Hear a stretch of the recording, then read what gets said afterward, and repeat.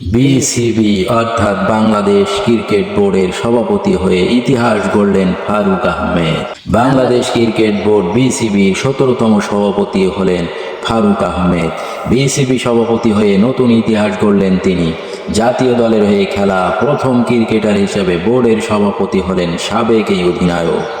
ফারুক আহমেদের আগে ক্রিকেট মাঠ থেকে উঠে এসে বোর্ডের সভাপতি হয়েছিলেন মুজিবুর রহমান ও আলিয়াস গাল্লভি। মুজিবুর রহমান তৃতীয় বোর্ড প্রধান হিসেবে দায়িত্ব পালন করেছিলেন, আর আলিয়াস গাল্লভি ক্রিকেট বোর্ডের 10তম সভাপতি হিসেবে দায়িত্ব পালন করেছিলেন।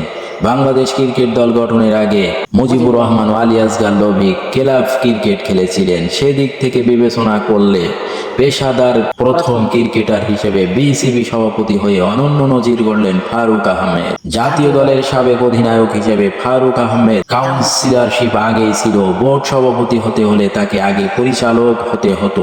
বুধবার জাতীয় ক্রীড়া পরিষদ তাকে বিসিবি পরিচালক হিসেবে নিয়োগ দেয়। এতদিন জাতীয় ক্রীড়া পরিষদের কোটায় সরাসরি বিসিবি পরিচালকের দায়িত্ব পালন করেছিলেন জালাল ইউনুস ও প্রবীণ পরিচালক আহমেদ সাজ্জাদুল আলম ববি।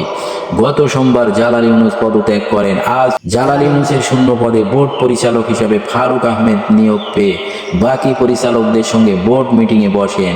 বোর্ড মিটিংয়ে উপস্থিত পরিচালকদের ভোটে ক্রিকেট বোর্ডের সভাপতি নির্বাচিত হন সাবেক এই অধিনায়ক। প্রসঙ্গত 1993-94 মৌসুমে বাংলাদেশ জাতীয় দলের অধিনায়ক ছিলেন ফারুক আহমেদ। প্রায় 15 বছর ধরে খেলেছেন ঘরোয়া ক্রিকেট। 1993 সালে আইসিসি ট্রফিতে দেশকে নেতৃত্ব দিয়েছেন তিনি। বাংলাদেশের হয়ে খেলেছেন 7টি আন্তর্জাতিক ম্যাচ। সব শেষ দেশের জার্সিতে তাকে দেখা গেছে 1999 বিশ্বকাপে।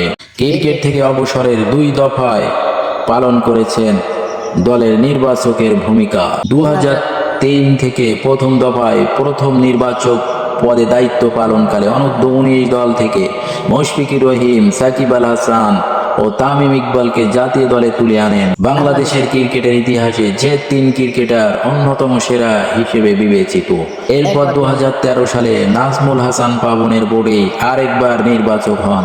দল নির্বাচনে বিসিবির হস্তক্ষেপ ও দ্বিস্তর বিশিষ্ট নির্বাচক কমিটির ফর্মুলার বিরোধিতা করে 2016 সালে দায়িত্ব থেকে ত্যাগ করেন। 8 বছর পর ক্রিকেট বোর্ডের সভাপতি হয়ে ফিরলেন।